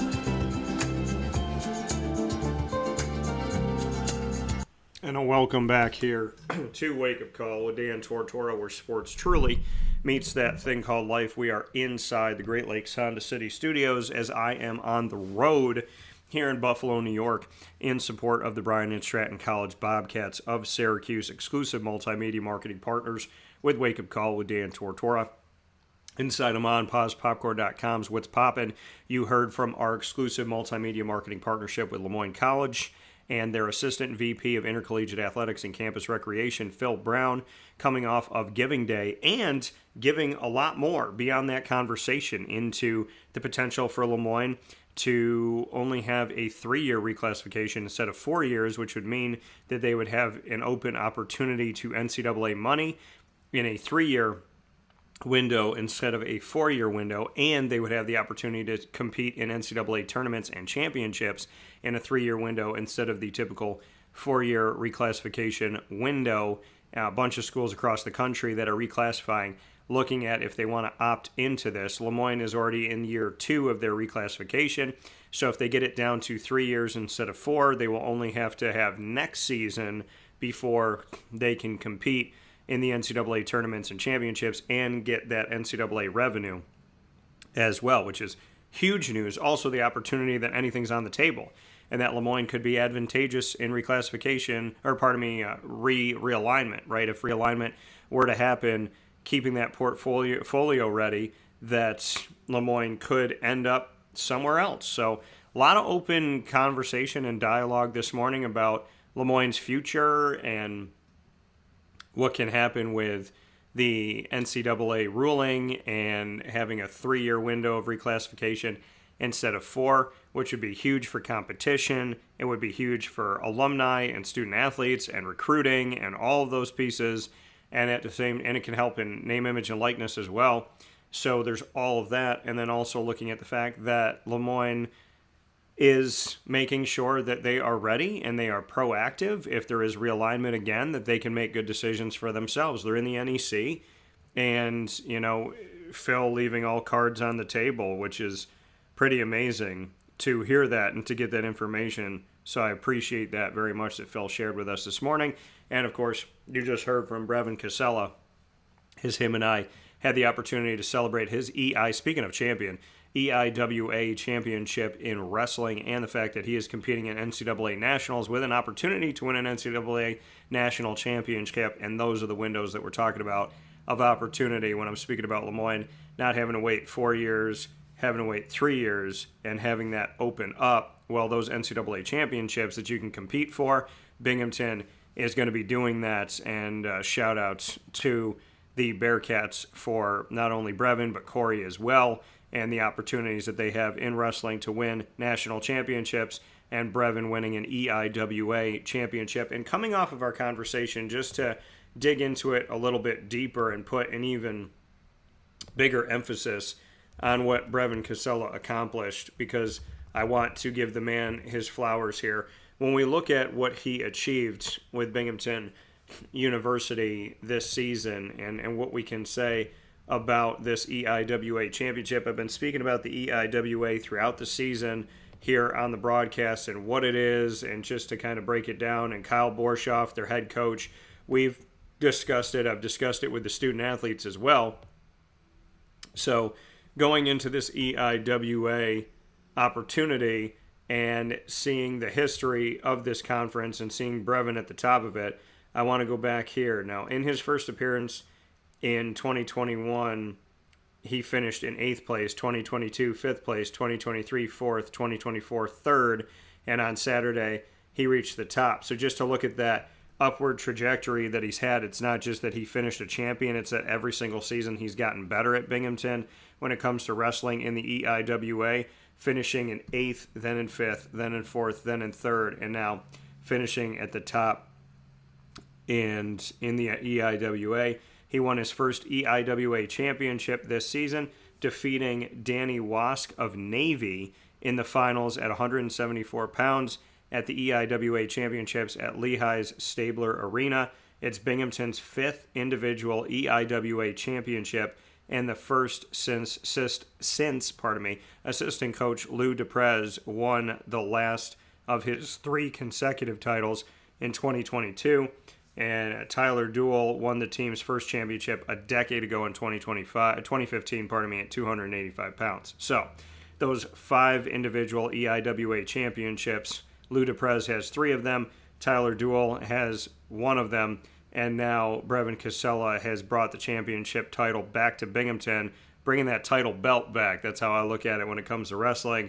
And so huge for Cassella and huge for Binghamton to get their 5th overall individual EIWA championship and to do that this season. Now, Cassella's victory also gave him 100 victories for his career at Binghamton. The championship wasn't the last honor he received. After the tournament, he was one of 2 wrestlers to receive the Coach's Trophy as the Outstanding Wrestler of the EIWA Championships, sharing the honor with Lehigh's Michael Beard. Cassella is the first Bearcat to receive the honor of Outstanding Wrestler from the EIWA.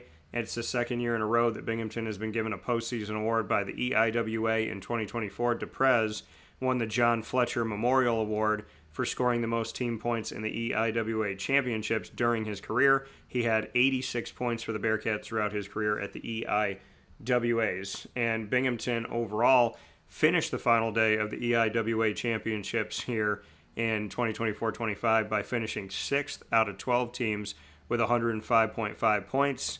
9 out of the 10 wrestlers competing for the Bearcats made it on the podium, the most place winners the program has had since the 9 it had on the podium in 2021. Corey Day, who's also been on Wake Up Call with Dan Tortora in our exclusive multimedia marketing partnership with the Binghamton Bearcats, qualified for the NCAA Wrestling Championships along with Cassella this past Friday, and he finished a career best second in 285 pounds. So want to give much love to each of these gentlemen, as well as Carson Wagner, who is one of 5 Bearcats to reach the podium.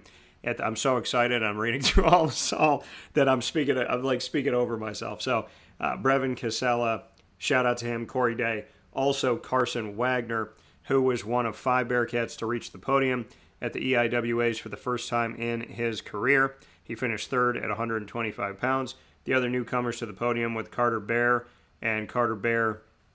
who's also been connected with the show here on Wake Up Call. He finished 4th at 165 pounds. Ivan Garcia finished 6th at 145.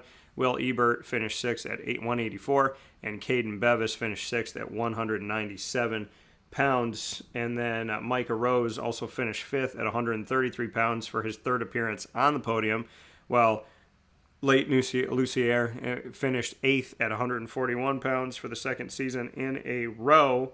And overall, Lehigh won the championship, but Binghamton definitely had a lot to be proud of. And so shout out to Corey Day and Brevin Cassella, who will compete for an NCAA title. And shout out to Brevin for bringing home not only the EIWA Championship, his first and Binghamton's 5th in individual events at the EIWAs, but to also bring home the Outstanding Wrestler of the EIWA Championships, which is the first time we have ever seen that award come to Binghamton University. And I just feel honored to know these student athletes. So definitely appreciate them. And much love to each of them. We had a question came in from Brian. Is this by podcast only? So Brian, we're on video and audio, and you can reach us in so many different ways. You can get in touch with us. I'll actually put it up on the screen right now, Brian, if you're still watching and listening, which I hope you are. You can find us on Amazon Music, Audible, iHeartRadio, iTunes, and Apple Podcasts, Player FM, Podbean, Podchaser.com, Podvine, Spotify, TuneIn, and YouTube. There's over 1,600 episodes that are out there. All you have to do on any one of these avenues is search Wake Up Call with Dan Tortora on the app, or one word, Wake Up Call DT. Our YouTube channel has over 5,000 videos. You can go to youtube.com/Wake Up Call DT, or just go to the YouTube app and type in @Wake Up Call DT and find me there as well. All of it is on wakeupcalldt.com, which is our main website. So I appreciate the question, Brian, and I hope you know that you can get us in so many different ways. Now you do. And I look forward to you being a fan of the show and watching and listening. We appreciate all of our fans and all of our listeners. So God bless to each and every single one of you, and much appreciation to everybody that's out there. With that being said, I do want to take a look at our automatic bid tracker before we jump out of here on Wake Up Call with Dan Tortora, where sports meets life. We got a half an hour left this morning on the broadcast, and I want to make sure that we don't miss a moment of what is going on inside of, tracking this tournament and seeing where everybody is at. So looking at these automatic bids and where everybody is in the NCAA men's basketball world, I got to give a shout out to the fact that Gonzaga has won their West Coast Conference tournament title for the 20th time under Mark Few And Mark Few, there are few like him. I mean that pun, truly. And he was one of the white whales for me, one of the guys that I always man, woman, or child that I wanted to interview in my career. We've had over 5,000 guests on the show. By the grace of God, I've lost count. And Mark Few was one of those coaches that I really wanted to talk to, and I've gotten to interview him multiple times. I feel blessed. I feel grateful for everything that I get to do. And the fact that I could say that I spoke with him at all is a huge blessing. And more than once, Drew Timme as well, a bunch of guys on the team. Cannot thank the Gonzaga Bulldogs. I've been a fan of them from afar, off the air and on the air. I have a ton of respect for them. So much love to Gonzaga. Ohio Valley Conference, which is the one that usually wraps up first. The SIU Edwardsville Cougars, they are going to the tournament. Record of 22-11 this season. They won the title of the Ohio Valley in a 69-48 victory over Southeast Missouri State in that game. This is their first ever appearance in the tournament for SIU Edwardsville. So shout out to the Cougars. Welcome to the Big Dance. In the Big South, the High Point Panthers made it. The High Point Panthers are now they are a stranger to the tournament. I thought High Point had made it before, but this is their first appearance in the NCAA Tournament. 29-5, 81-69 win over Winthrop, who has been to the tournament before. In the Atlantic Sun, the A-Sun, Lipscomb, the Bisons, they are going back to the tournament for the second time, their first since 2018, and they won it 76-65 over North Alabama. Their record of 25-9 this season is what they have posted. The Missouri Valley Conference, the Drake Bulldogs have made it back to the NCAA Tournament. Did you know that the Drake Bulldogs have been in the NCAA Tournament now for 8 times, and this is their third straight trip, winning the Missouri Valley Conference once again, 63-48, this time over Bradley, who's also been to the tournament. Drake Bulldogs of Missouri Valley are one of the only teams in the country to have 30 wins or more. They are 30-3. In the Summit League, we have the Omaha Mavericks, who are in their first appearance. Welcome to the Big Dance. 22-12, their record. They defeated the St. Thomas, Minnesota squad 85-75 in the Summit League. From there, we take a look at the SoCon, the Southern Conference, one of the oldest conferences in America for athletics, over 100 years old, and recently, over the last few seasons, celebrated their 100-year anniversary.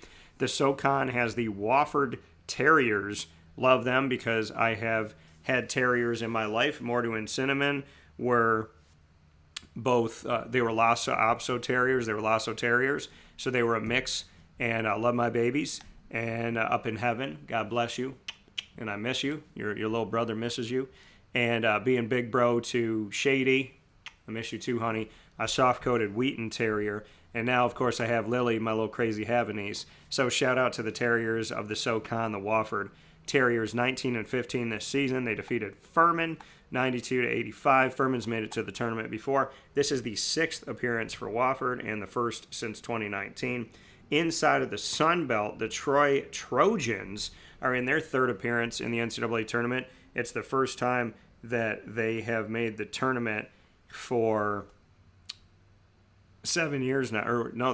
So it's back in 2017. So yeah, it's been 8 years since they made the tournament. 23-10, Troy Trojans coming out of the Sun Belt. 94-81 victory over Arkansas State made that happen. Also in from the Northeast Conference, where we see Moyne compete, one of our exclusive multimedia marketing partners. St. Francis wins this one. The Red Flash out of Pennsylvania are moving on to the tournament with a losing record, 15-17, but they won the NEC. If you win the conference tournament, you get in. So they're probably going to be a play-in game. You know how I feel about if you win your conference, you get an automatic bid. But some conferences that have an automatic bid that gets in has to do the play-in game. I think that the play-in game should only be played with the at-large bids because those are the actual last teams in. So I'm thinking St. Francis is going to be a 16 seed and probably play a play-in game in Dayton, Ohio, but I don't think that they should. And they do have a losing record, but they won their conference, so kudos to them for that. They won 46-43 in a low-scoring game over Central Connecticut, who was the number 1 seed in the NEC tournament. They defeated them. The Red Flash are having their second appearance in the NCAA tournament, but for the first time since 1991, which breaks a streak of 34 years not being in the tournament. Shout out to them. In the Horizon League, the Robert Morris Colonials, with a record of, and here's my grandfather showing his face, and God let me know that he's watching and listening, as he always is, and I appreciate it, God. The record that Robert Morris has on the season, 21-13. My favorite number, 21. My Papa Cavino, 13. They show up together as 13-21. They show up together as 21-13 and as 2-13. So, not surprised that I see that this morning because God is great. In the Horizon League, Robert Morris Colonials win 89-78 over Youngstown State that almost beat Syracuse this season at Syracuse. And this is the 9th appearance for Robert Morris, their first since 2015, so first in a decade. UNC Wilmington Seahawks are going back to the tournament. They are coming out of the CAA, the Coastal Athletic Association, with a record of 27-7, 76-72 over Delaware in their 7th appearance, their first since 2017. And in the West Coast Conference, I mentioned them before, in the WCC, the Gonzaga Bulldogs defeat St. Mary's once again. Let me know if you've heard this before. And so they defeat St. Mary's, and this is 58-51, low-scoring game. This is like an old Butler game. This is the 27th appearance for the Gonzaga Bulldogs, their 26th straight, and they have made 9 straight Sweet 16s. They have the longest streak in America, I believe, and if they make the Sweet 16 this year, then they will have 10 straight years of making it to the final 16 of over 360 Division I men's basketball schools, which is absolutely insane. Just to paint that picture for you, the last time I checked, there was 364, I believe, Division I men's basketball schools. So if you make it to the final 16, that is 4.4% of America. 4.4% of America. That makes it less than 5%. That's crazy. So, and the Gonzaga Bulldogs have been in the less than 5% of America now for 9 straight years. The Southland Conference, the Patriot League, the Big Sky, the America East, the Mid-Eastern Athletic Conference, the MEAC, the Mountain West, the Big East, the Metro Atlantic Athletic Conference, the MAAC, and then the Mid-American Conference, the MAC, the Big 12 Conference USA, CUSA, the ACC, the SWAC, the Big West, and the Western Athletic Conference, the WAC, the Ivy League, the A10, the Southeast Conference, the SEC, and of course the AAC and the Big Ten all have to figure out who is going to win it. Some of these conferences just started. Some of them are starting today. So it's crazy. Like, some are all wrapped up and some are literally just starting conference play today. You could be sure that Wake Up Call with Dan Tortora is going to be bringing it to you here on the broadcast, as we always do. I can't believe I got through all those schools in 9 minutes. It was 10:30 when I started doing that, and it's 10:39 right now, and I'm sitting here like, wow, I got through that quick. But yeah, so the NCAA tournament, very exciting, and I love following it. You can chronicle the whole NCAA tournament. If you know nothing about basketball and you know nothing about sports, no worries, I got you, and we can have the conversation here on Wake Up Call with Dan Tortora, and I can let you know exactly what's going on, who won what, and of course I've been doing interviews. Started off with women's basketball in the American Athletic Conference tournament, had the opportunity to speak so far with the Rice Owls and the Charlotte 49ers, so shout out to their coaches and their coaching staff, their head coach, their student athletes. Thank you so much for spending some time with me, and thank you to the AAC for making it accessible and for being good to me since before there was even a logo and a name of the conference. So big time shout out to Chuck Sullivan and to Tom, to Chuck, to everybody that works at the AAC, to the commissioner Tim Pernetti, to former commissioner Mike Oresco. Like, from my heart, truly thank you so much.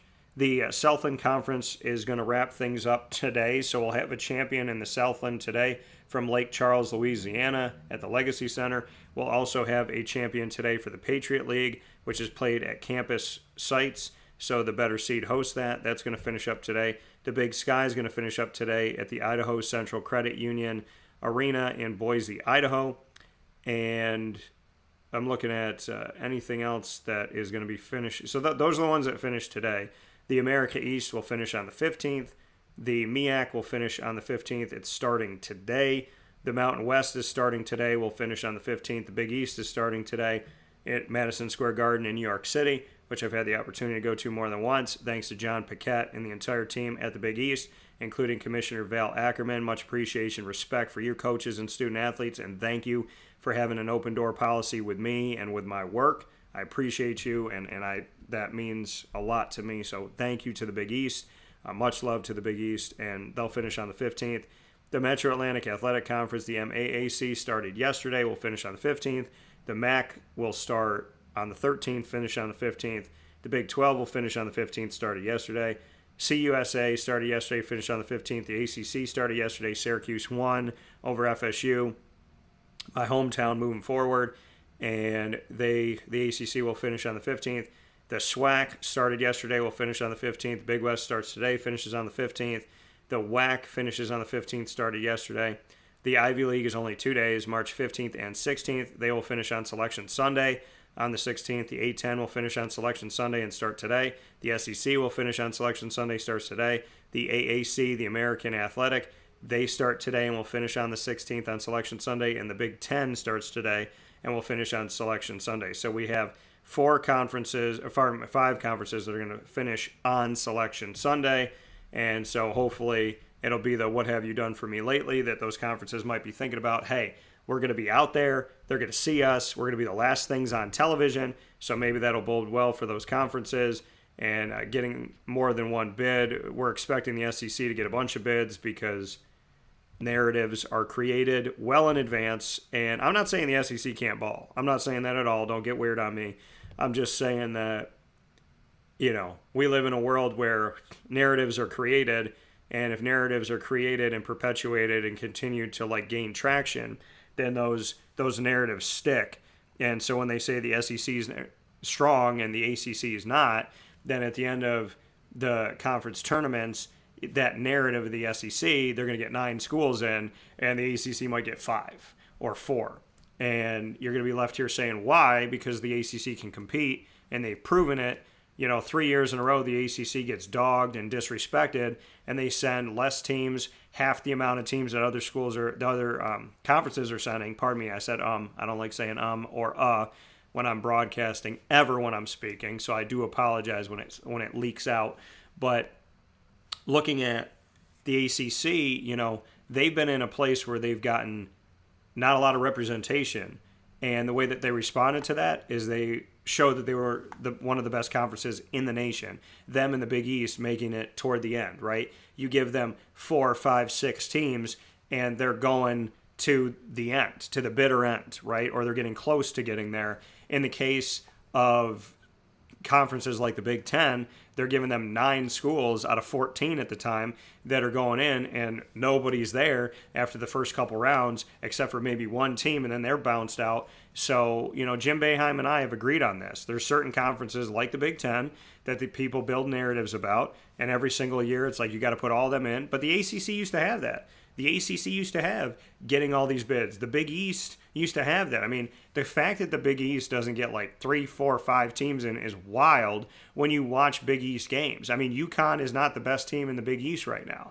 You got Creighton, you have UConn, you have St. John's, but you have other teams that can compete. You have teams that could make a run. You have teams that you have to watch, like a Georgetown. What are they going to do in the Big East tournament? We'll find out here very shortly. What's Marquette and Shaka Smart going to do in the Big East tournament? So, I don't think that narratives should stick. I mean, you can have ideas at the beginning of the season.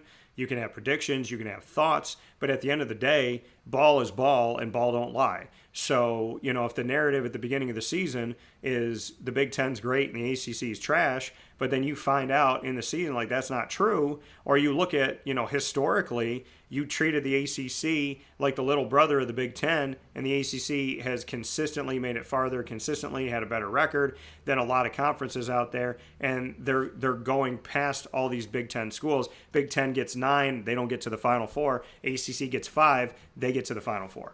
And so, I mean, that should say something to the committee, right? You can have a narrative, You can have a thought, you can have a belief, but at the end of the day, what actually happened? You know what I mean? Like, what actually happened? You can say something, but actions speak louder. And I know that. Like, I feel that firsthand. You can say, I'm locked in. You can say, I got this. You can say, I've learned from my mistakes, my bad habits. I'm not going to do them again. But if you do them again, those words don't mean anything. If you say you're locked in, but you're not locked in, it doesn't mean anything. I would take a person saying nothing and being locked in than take a person telling me how locked in they are and then find out they're not locked in. So, again, ball don't lie. And that's with any sport. You can have these narratives, but at the end of the day, what actually happened? In the ACC, and I'm not saying this because I cover them heavily, I'm saying it because it's the real. The ACC has done such a tremendous job to take the little opportunities that they have that are less than other conferences and to turn them into something. And it would behoove the NCAA selection committee to pay attention to that. You punish this conference and they respond by winning. You build up the Big Ten and they respond by losing. So there's over 30 conferences in America. You want to give 9 spots, and I'm not even saying give all those spots to the ACC. I'm saying give another spot to the Big East. I'm saying look at some of these conferences that don't get the respect, where it's like you have to win your conference tournament just to get in. Look at some of those conferences. Look at what they're doing. Like, is there a few teams in the Mountain West that you like? Last year they went heavy on the Mountain West. How'd that work out? You know what I mean? It was like they focused on one school and then they let everybody else in. It's like San Diego State's good, so let's let everybody in. And you got all of these other schools making it from the Mountain West last year that didn't necessarily make a lot of sense.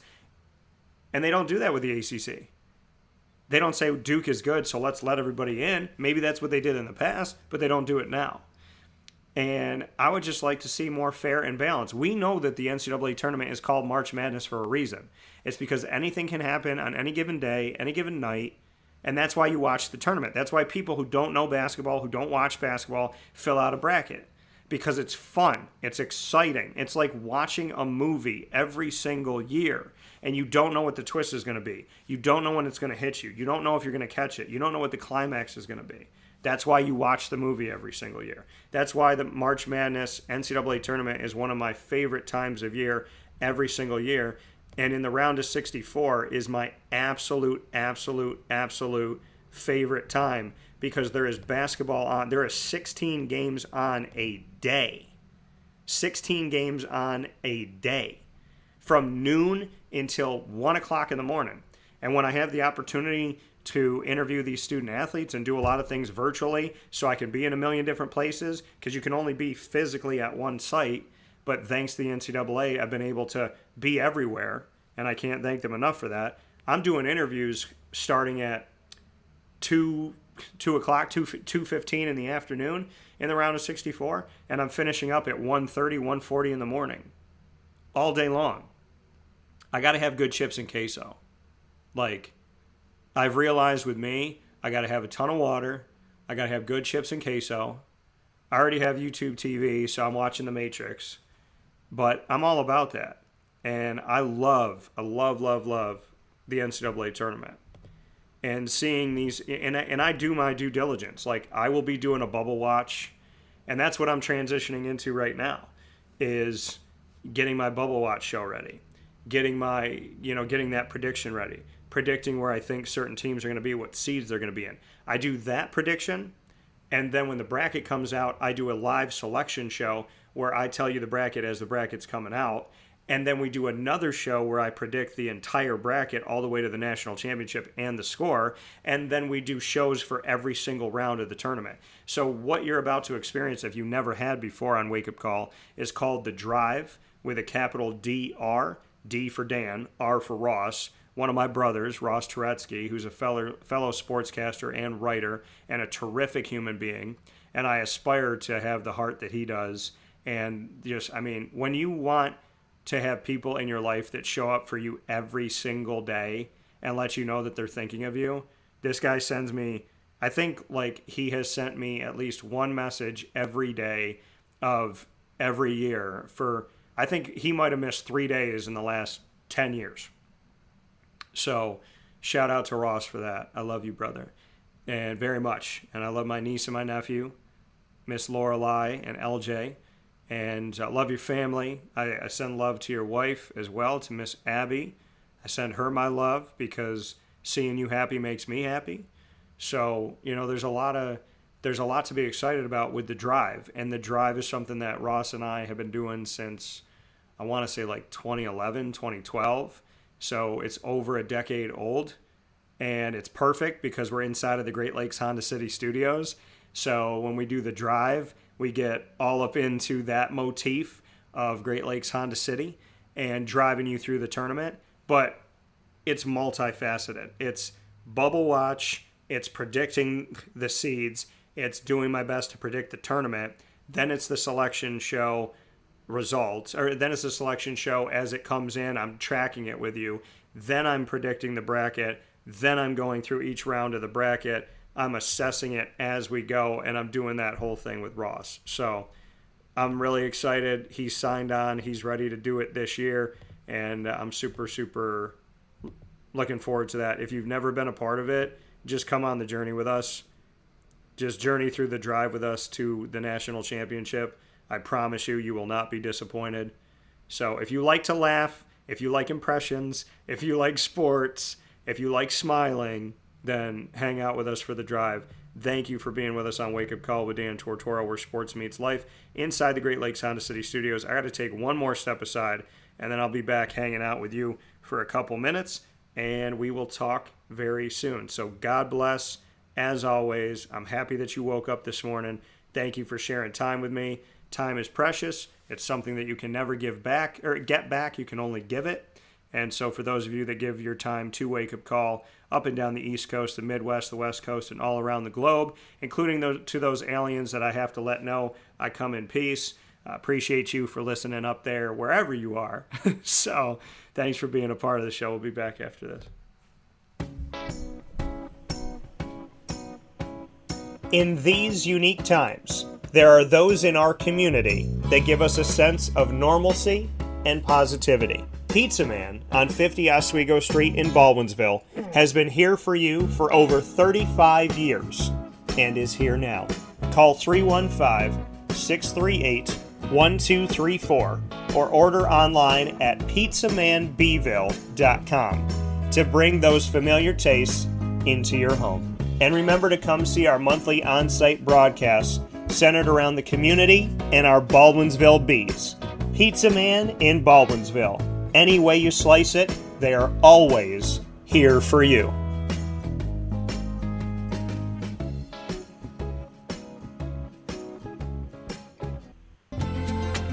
Looking for your next ride?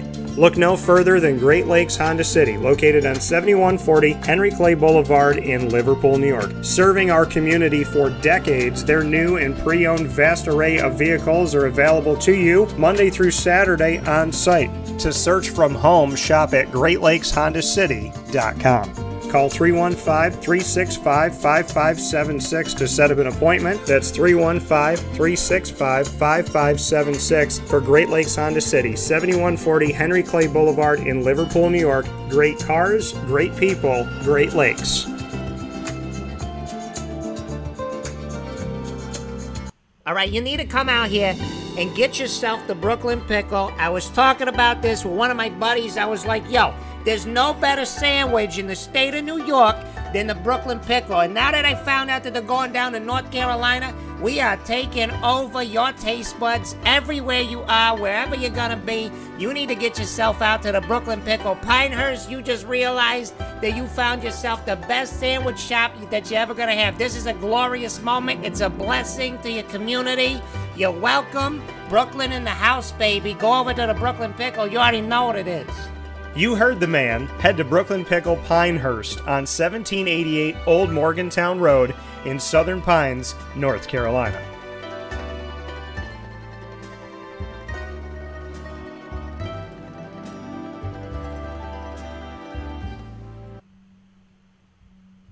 Carvel DeWitt, it's what happy tastes like. Do you know why? Because we make ice cream. creamy, rich, flavorful ice cream. Not yogurt or iced milk like some of our competitors. Ice cream. Fresh, by hand, daily. For the calorie conscious, we have something new for you. Our new Carvalite. Same great flavor, creaminess, and texture of our regular ice cream with only 35 calories an ounce. So whether you want an ice cream cake, flying saucer, dasher, carvalanche, hard or soft ice cream, we will satisfy your craving with our fresh, handmade regular or new Carvalite ice cream. Carvel DeWitt. It's what happy tastes like. The Wildcat Sports Pub in Camillus, New York is located on 3680 Milton Avenue in the Home Depot Plaza. It is your family-friendly sports bar and restaurant. Folks, some sports bars aren't family-friendly. Some family-friendly restaurants are not sports bars. The Wildcat Sports Pub in Camillus, New York is proud to be both. It is that marriage that you've been looking for years. The Wildcat Sports Pub is your home base for your sports bar and restaurant needs, games for the kids, indoor and outdoor activities, and enough things on the menu to come back every single week and get to try something new. They're open Sundays from noon to 8 p.m., Monday through Wednesday, 11 a.m. to 11 p.m., and Thursday through Saturday from 11 a.m. to midnight. For reservations and party information, call 315-487-2222 for the Wildcat family-friendly sports pub and restaurant.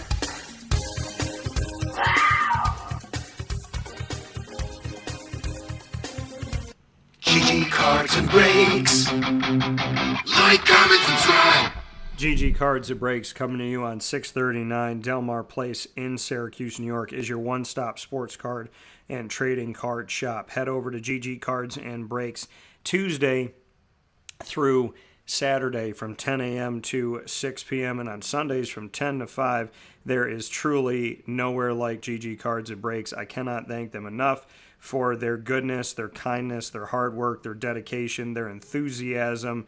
They bring so much to the table, and it is beautiful to see it come to life. You love to see good people win, and I am definitely surrounded by good people at GG Cards and Breaks. So thanks to Josh and Anthony, Alex, Joel, and the entire team at GG Cards and Breaks. Can't thank you enough for the support and the positivity and the goodness and the kindness and the compassion. So many thanks to you. They have hockey, basketball, football, as well as soccer, baseball, and more, including Disney Lorcana, Yu-Gi-Oh!, Magic the Gathering, and Pokemon cards right there on site, on location at GG Cards and Breaks. If you have a question, they will do everything in their power to answer that question, to find out the information. They are a great place of knowledge, and I cannot thank them enough for that and everything that they do. So they truly are a wonderful place to go to smile, to find something cool, to be a big kid, and to genuinely just have a great time. So head out to GG Cards and Breaks. Let them know that we sent you over there on 639 Delmar Place in Syracuse, New York. And I already know that a bunch of people have trusted my word with all of our partners, including GG Cards and Breaks. Thank you for going over, and thank you for showing love and support. So I appreciate y'all so very much. With that being said, here on Wake Up Call with Dan Tortora, where sports meets that thing called life, I want to thank you for being with me today in the Travel Great Lakes Honda City studios. And as we are out here in Buffalo, remembering with the Bobcats, no matter what, we are all we got. The Bobcat family has a game today at 1:30 p.m. Eastern Time. We'll be here in Buffalo, and then we're heading home to you. And this is truly fitting, as Bryan and Stratton College of Syracuse will take on Bryan and Stratton College of Buffalo. So this is battle for the upstate. This is who gets bragging rights in upstate New York, and that game tips at 1:30 p.m. Eastern Time. And I'm excited to see y'all out there and to have y'all watch on the USCAA's live feed. Many thanks for watching and listening on youtube.com and facebook.com, both /WakeUpCallDT, and on wakeupcalldt.podbean.com. And of course, that's Monday through Friday from 9 a.m. to 11 a.m. Eastern Time. And so thank you for those that support the show always. And many thanks to all of our new watch viewers and listeners and supporters as well. Amazon Music, Audible, iHeartRadio, iTunes and Apple Podcasts, Player FM, Podbean, Podchaser.com, Podvine, Spotify, TuneIn, YouTube. All you got to do is search Wake Up Call with Dan Tortora, or one word, Wake Up Call DT, and you can hang out with us on there. Thank you to everybody that has subscribed and followed us on these many outlets. And of course, from New York to North Carolina, the Brooklyn Pickle, the BP. You know what it is. You hear them every single time you hear on Wake Up Call with Dan Tortora in the morning. So make sure that you check them out, 1788 Old Morganton Road in Southern Pines, North Carolina. Let them know that Wake Up Call sent you. Say, DT told me this is where the sandwich is at. And you will not be disappointed by the Brooklyn Pickle. Get the BP, the sandwich named after the place, and you'll find that right down the road from Pinehurst Golf Courses in Southern Pines, North Carolina. Many thanks to our incredible team of partners in Central and Upstate New York. Great Lakes Honda City, Carvel DeWitt, where you can get My Sunday, the DT Dolphin, in connection to the Moyne College Dolphins every single day of the week. And on Wednesdays, it's buy one, get one every Wednesday.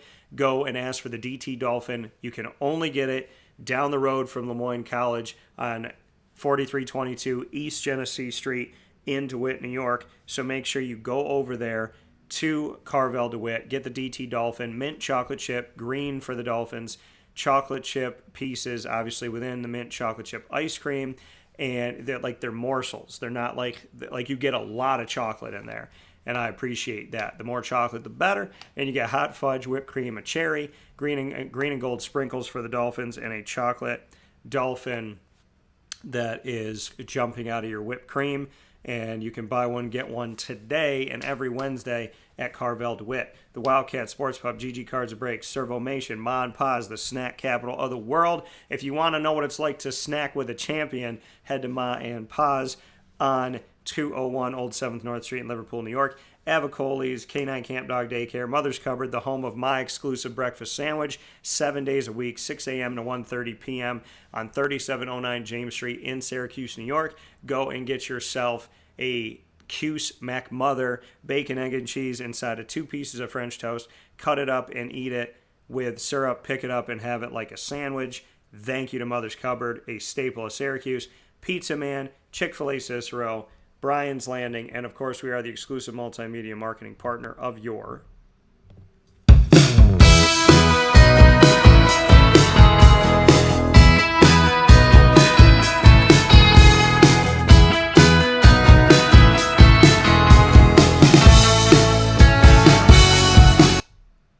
Moyne College Dolphins. We are exclusive multimedia marketing partners with the Moyne College Dolphins, and you can find them like today every Wednesday at 9 a.m. Eastern Time during Dolphin Time with AD and DT, featuring the athletics director, Mr. Phil Brown, and myself, Dan Tortora, a.k.a. DT.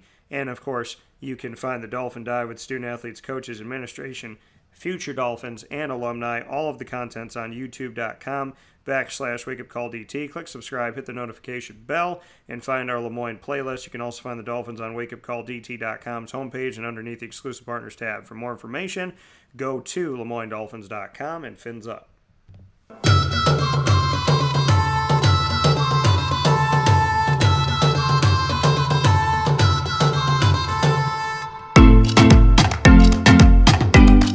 The Bryan and Stratton College Bobcats of Syracuse are exclusive multimedia marketing partners with Wake Up Call with Dan Tortora. Find your Bobcats every single month with student athletes, coaches, and administration right here where sports meets life, the Bobcat Buzz. And of course, I'm on the road with the Bobcats, and we have one more game. The job is not done. The journey is not over. The task is not finished. And I'm excited for today to be with my Bobcat family one more time. I mean, I'm with them every day, but this has been a special ride, and so I want to finish it strong.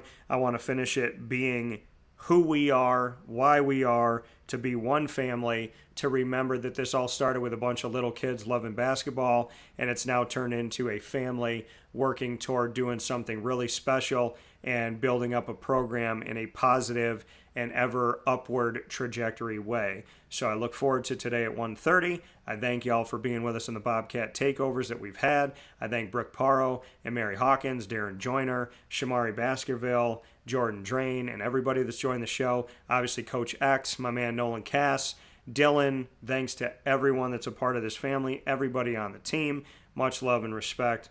And you can find the Bobcats by going to youtube.com/wakeupcalldt. Click subscribe, hit the notification bell, find our BSC Syracuse playlist. The Bobcats are also on wakeupcalldt.com's homepage and underneath the exclusive partners tab. For more information, go to syracuse.bscbobcats.com and go Bobcats.